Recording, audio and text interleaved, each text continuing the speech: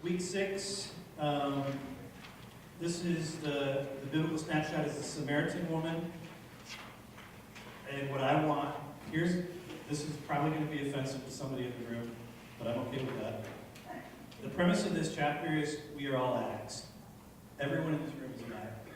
I'm an addict, you're an addict. The question is, what are you addicted to? Now, you may not be acting out in your addiction. You may know what you're addicted to, and that's the victory. But I would even say, if you're really going to be honest with you, and so what I want people to get to, and so I even tell a story here about my friend Matt, who I've been journeying with for now 19 years, and Matt comes in and out of a crack addiction.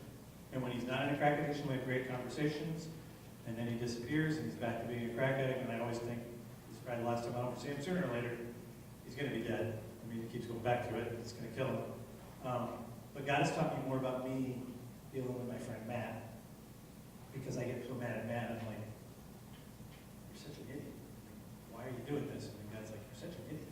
Why are you doing this? I'm like, wait a minute. It's kind of like my thing Sunday. So there's this thing I see in myself, like I'm just more socially acceptable.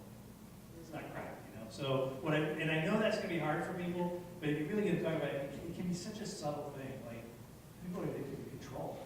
Some people are addicted to the TV. Some people are addicted to food. Some people are we all have places we go for comfort, and if you can get that conversation going, there's a whole lot of freedom that we can invite Jesus into if people are willing to just say, you know what, I do turn all kinds of places. So that's kind of the premise of that chapter. So make sure you do the biblical snapshot. That's page 77.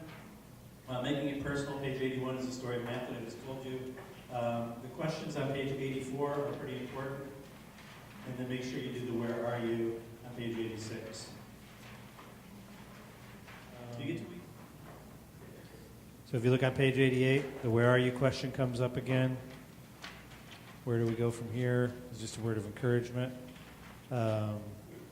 We added in this particular section, we just added some additional passages of Scripture that we just felt if people wanted to dig a little bit deeper, they could run to those. So that's what you have on page 89 and the top of 90.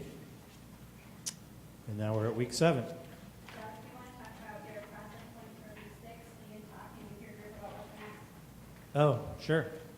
So if you look on in your binder, facilitator guide, the little box, this is the week that we would highly recommend that you begin to have the conversation of what do you guys want to do next? Do you want to stay together as a group? We have asked you as facilitators to commit to 8 weeks, and we're going to honor that we've only asked you to commit to 8 weeks. We're also going to trust that God is going to stir in many of your groups, and you're going to say, you know what, let's stay together. Now, by this time, it's going to be March. Most groups meet for